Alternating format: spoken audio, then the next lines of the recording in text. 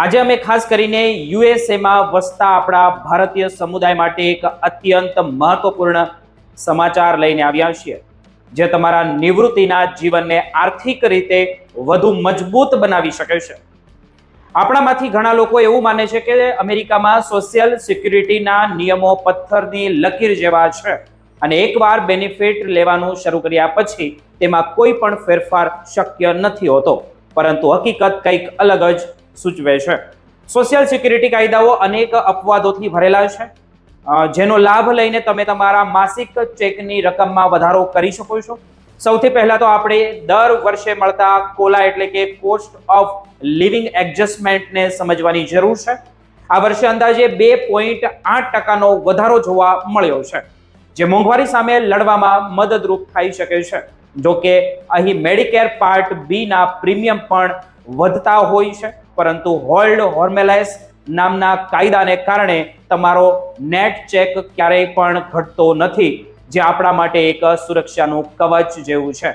જો તમે high income honour છો તો તમારે આ નિયમ હેઠળ મેડિકેર માટે $400 થી $500 વધુ ચૂકવવા પડી શકે છે, જેની જાણકારી હોવી ખૂબ જરૂરી છે. ઘણા ભારતીય અમેરિકામાં સ્થાયી થયા પછી મોડે સુધી કામ કરતા હોય છે. જો કે તમે બેનિફિટ લેતી વખતે પણ કામ ચાલુ રાખી શકો છો.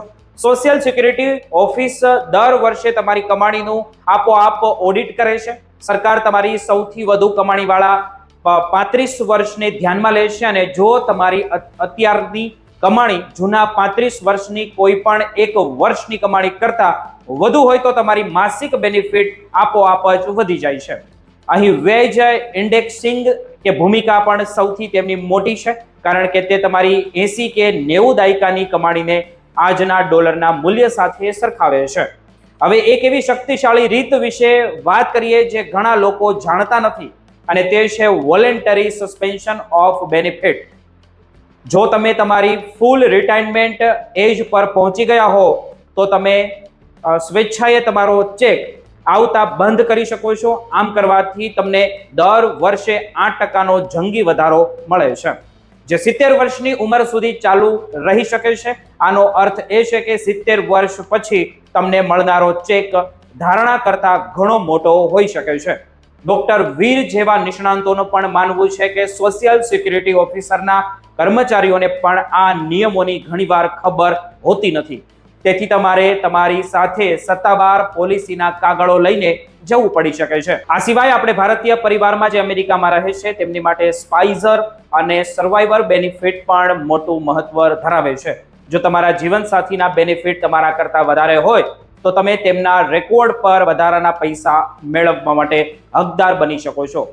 ઇવન જો તમે છૂટાછેડા લીધેલા હોય અને તમારા લગ્ન 10 વર્ષથી વધુ ટક્યા હોય તો પણ તમે ભૂતપૂર્વ જીવનસાથીના બેનિફિટનો લાભ લઈ શકો છો.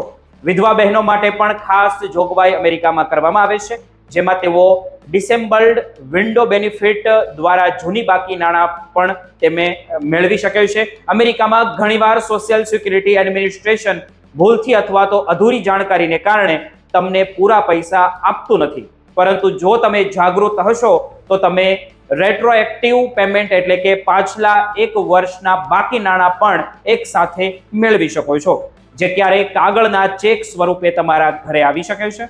યાદ રાખજો કે સોશિયલ સિક્યુરિટી ઓફિસમાં કામ કરતા લોકો તમારી સાથે કાયદાની બધી જ બારીઓ નહીં ખોલે. તમારે પોતે એક એડવોકેટ બનીને તમારા હક માટે આગ્રહ રાખવો પડશે. મિત્રો, આ માહિતી આપણા ગ્રુપ મિત્રો અને જે પણ એનઆરઆઈ લોકો છે અમેરિકામાં વસે છે તેમને જરૂર શેર કરજો.